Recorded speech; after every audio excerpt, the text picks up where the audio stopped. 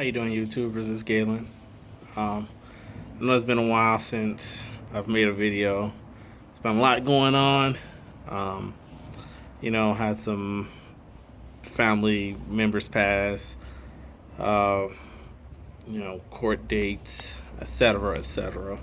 That's what it is. When I make these videos, I try to make sure I make them, with a clear conscience, and something that y'all can see. Right now, I'm at home. I came off the road again, um, and basically, I could, it's no secret. I tell everybody, uh, um, I'm trying to become a freight broker. All right. I see, I've seen both sides of the trucking industry, or not trucking, but the transportation industry. I've seen both sides. The office and the being out there on the road portion. I like the being out there on the road portion more, way more. Um, I I talked to, I had a friend of mine. His name is Hank. Shout out Hanks if you ever see this. He lives in California, and once upon a time he told me, he was like, "Hey Galen, you should think about becoming a freight broker." Me, I'm like, nah, I enjoy being on the road and stuff. But there was like some time that went by, and I did some research into it, and I saw what a freight broker was, and I was like, somebody that could talk, communicate, help other people make money and stuff like that, and make myself money while helping other people make money. I was like, that does sound kind of like me. So I did some more research on it, and I tried it. Talked to a few, talked to a broker, and it's something that I could see myself doing.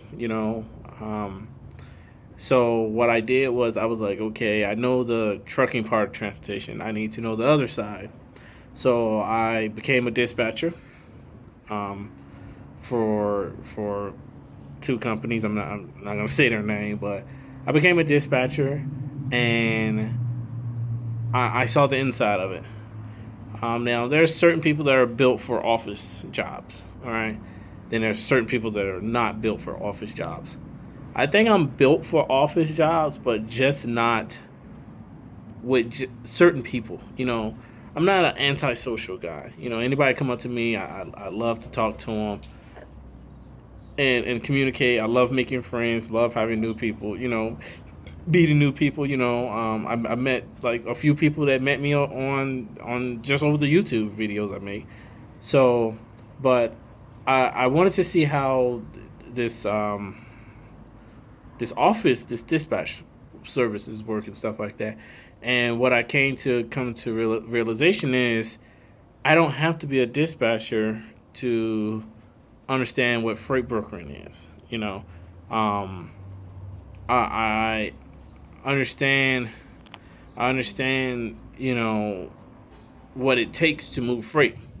You know, I work next to planners, which talk to brokers, and I kind of see how they talk to brokers and how brokers talk to them, and that's I got what I needed. I'm gonna say that I got what I needed. So I was just like, you know what, this atmosphere isn't for me. You know, um, I just felt like it was not that it was too much.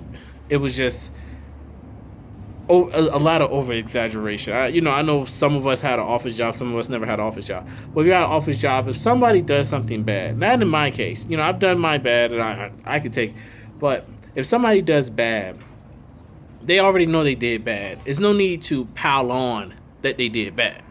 Sit them aside and say, hey, this is what you did. This is what you did. Let's try not to do it again. Do it like this next time, okay? But in this case, working as a dispatcher, you see somebody mess up, and it's like the whole world's about to end. It's like, oh, this is why we lose freight, and this is why we do this, and oh, we can't make it with dispatchers these days. They don't talk, and it's just like, what? Like, he didn't mean to do it, or hey, I didn't mean to do it. It happened. We all, mess up. So, I did the dispatching thing for a while, and my drivers love me. That's one thing about it. My drivers love me, and I hated to leave them. I hate to leave my drivers. But you can continue on. There are still good dispatchers out there other than myself, but I do kind of see the dispatchers drivers hate. You know that the weekends and the nights. I understand that it's only, but it's, let me tell you, uh, I've heard the other day there was a driver that killed this dispatcher, and that's what also kind of like, whoa, hold on, I don't need nobody getting mad at me because they can't get a 3,000 miles or 5,000 miles. Um, but it lets me see the other side. I can tell y'all drivers when your dispatcher says there's no freight or they can't move you, they legitimately mean it. All right. I know we always want to move as truck drivers. It frustrated me when I was like, "Hey, let's get this truck moving." Hey, my guy's been sitting there. Like I had a guy he delivered in Washington. I think it was like 1,600 on a Monday. He didn't pick up his next load until like 8 o'clock the next morning. And it frustrated me. Yes, it frustrated him. And I see that dispatchers, we are the person that y'all supposed to yell at. All right. There's planners, there's customer service, but y'all don't really talk to them. Matter of fact, y'all don't talk to them at all. Y'all talk to us, and we're the person that we get all that impact. We really can't do nothing. Like, that's one thing I realized. Dispatchers really can't do nothing. There are some companies that the decent size where there's customer service that's supposed to get the customers. Planners supposed to plan it, but without the customers, the planners can't plan nothing, which we can't tell y'all where to go.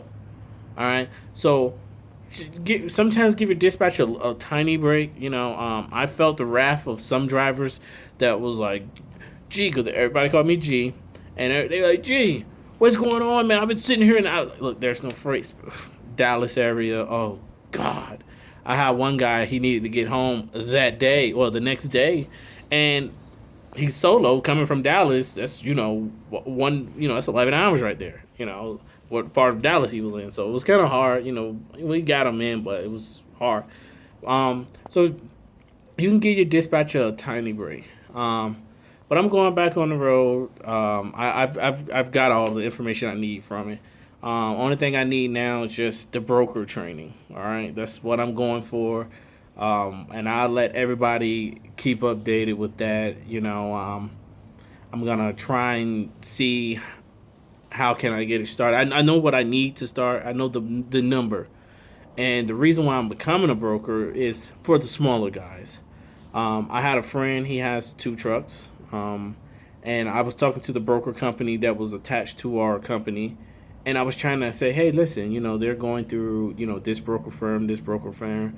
Can you help them out, with some freight? And let me tell you, just because they had two trucks, they were cautious about it. I understand, but you got to realize when you first became a broker service, somebody had to take a chance with you. So take a chance with them. So that's what I'm becoming a broker for. For that guy that got one truck, that's just trying to, hey, I bought my own truck. I'm trying to support mine. I don't want to go to and do a lease to own or anything like that. So that's the reason why I'm trying to become a broker. I like to help other people. That's the reason why I did these YouTube videos, to help people that want to become truck drivers understand what they're going to see out here, what they're going to face. I don't do no bashing of companies. Every company I ever worked for, I'm grateful because they help pay the bills. Unfortunately, they just, a lot of companies, they say one thing, and I know a lot of us know, once you get into the doors, it's a whole nother ball game, and that's how it works. So I'm just coming a broker so I can help the small guy. If I get a big company, carrier that want to pull my freight, then I'll do it. But the first person I'm going for is the small guy. That 1, 2, maybe 20 truck company. And that's what I want to do.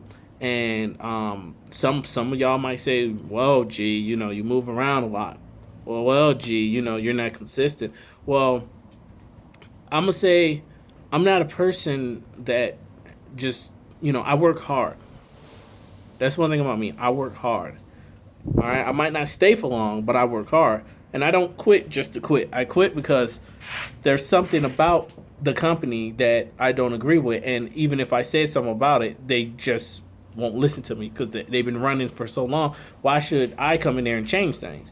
I've said it plenty of times. Why do it like this when you should do it like that? But like I said, when I own my own broker business, guess what? I'm gonna make these videos often and a lot, and I'm gonna try to help. I'm gonna try and help the small guy out because that's what I'm here for. I'm here to try and help the little guy, not these big box companies that's dealing with these big old broker companies that's not caring about the little guy. You know, the little guy need love too, and that's what I'm here for.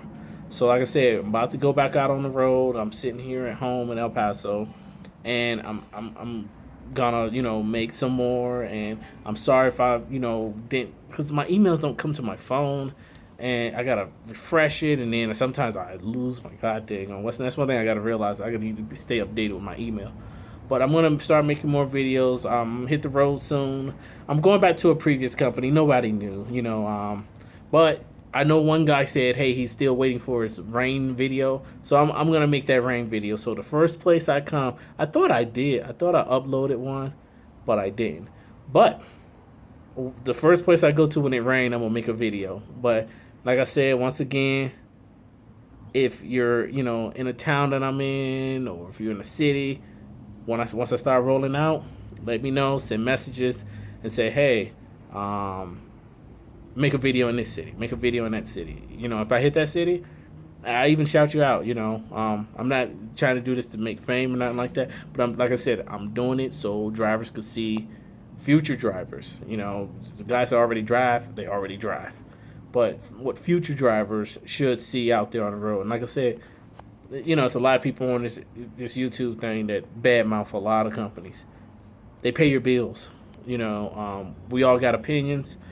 The company ain't a multi-million-dollar company, and they've been in industry for nothing. All right, they must be doing something good. That's one thing I realized. All right, so like I said, subscribe. Start asking questions again. I'm not gonna disappear no more. All right. Like I said, I got a lot that I took care of the past few months. I took care of a lot in the last 6 months that relieved a lot of stress from me, and I feel good. I feel blessed. And like I said, I'm back. And y'all have a blessed day, and talk to you later.